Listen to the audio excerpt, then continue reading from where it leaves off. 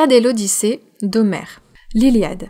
Voici l'histoire de la guerre de Troie, et comment dans les plaines baignées par la mer Égée, les Grecs reconquirent Hélène et châtièrent Troie. Les dieux immortels eux-mêmes se rangèrent en bataille, tandis que Zeus tenait du haut des airs. Maint brave guerrier, tant grec que troyen, fut envoyé chez Hadès, pleurant sa jeunesse perdue. Pendant 10 ans, la bataille fit rage, jusqu'au jour où le stratagème du cheval de Troie amena la chute de Troie, la reine des cités. Scène 1, la querelle. Voici l'histoire de la colère d'un homme, de tous les maux qu'elle valut aux Grecs et de tous les héros qu'elle envoya, morts, chez Hadès. Achille était cet homme, et sa colère s'enflamma lors de sa querelle avec le grand roi Agamemnon. Il advint que les Grecs firent prisonnière Chryséis, fille d'un prêtre d'Apollon, et elle fut donnée au roi Agamemnon. Son père offrit pour elle une riche rançon, mais Agamemnon le renvoya durement. Le vieillard s'en alla, mais quand il eut atteint le rivage, il invoqua Apollon et appela sa malédiction sur les Grecs. Apollon descendit de l'Olympe, arc sur l'épaule et carquois bien fermé. Il envoya dans le camp des Grecs des flèches de maladie, tant et si bien que des bûchers ne s'arrêtaient pas de brûler les cadavres, nuit et jour.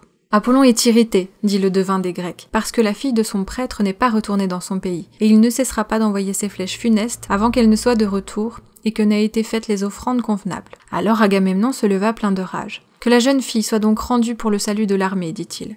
Mais je ne serai pas frustré de ma récompense. Trouvez-moi un dédommagement, ou bien j'enverrai des hommes à la baraque d'Ulysse ou d'Ajax ou d'Achille, et je prendrai pour moi l'une de leurs captives.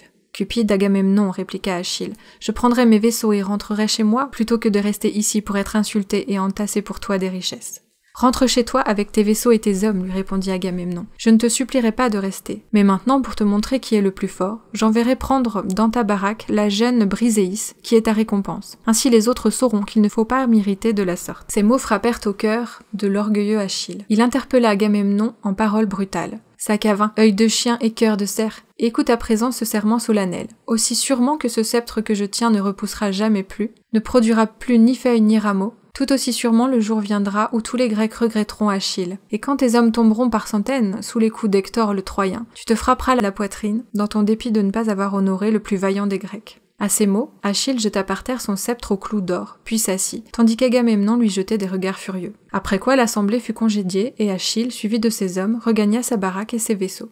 Agamemnon s'empressa de renvoyer Chryséis sur un bateau aux ordres d'Ulysse. Mais il n'oubliait pas sa querelle avec Achille. Il dépêcha 2 héros à la baraque d'Achille pour lui ramener Briséis. Quand les hommes eurent amené Briséis en pleurs, Achille, la mort dans l'âme, se retira au bord de la mer, et il appela sa mère Thétis, la nymphe marine, qui était assise auprès de son père, le dieu de la mer. Elle sortit des eaux, comme une vapeur, vint s'asseoir à côté d'Achille et le caressa de sa main. « Mon enfant, lui dit-elle, pourquoi pleures-tu ? Parle-moi sans détour, afin que je puisse partager ton chagrin. » Aussi, quoique la déesse connût toutes choses, Achille lui raconta ce qui lui était arrivé ce jour-là. « Va trouver Zeus, lui demanda-t-il quand il eut fini son histoire. Prends-lui les genoux et persuade-le, si tu le peux, d'aider les Troyens et de refouler vers leurs vaisseaux les Grecs décimés. Cela montrera à Agamemnon quelle fut sa folie d'insulter son meilleur guerrier. » Thétis s'éleva aussitôt vers le ciel. Là, elle trouva le père des dieux assis à l'écart sur le plus haut sommet de l'Olympe. Elle s'accroupit à ses pieds et lui prit les genoux. « Zeus père, lui dit-elle en suppliant, si jamais je t'ai rendu quelque service, exauce le vœu que je fais. Honore mon fils qui est destiné à mourir si jeune et qui vient d'être insulté par Agamemnon. Donne la victoire aux Troyens, jusqu'à ce que les Grecs rendent à Achille l'honneur qui lui est dû. » Zeus soupira d'un air malheureux. « Voilà une fâcheuse affaire qui va me mettre en conflit avec Héra, mon épouse. Elle prétend déjà que je favorise les Troyens. Va-t'en avant qu'elle ne te voie. Mais d'abord, pour montrer que j'accorde ta demande, j'inclinerai la tête. » Et, au moment où Zeus inclinait sa noble tête en signe d'assentiment, tout l'Olympe fut ébranlé.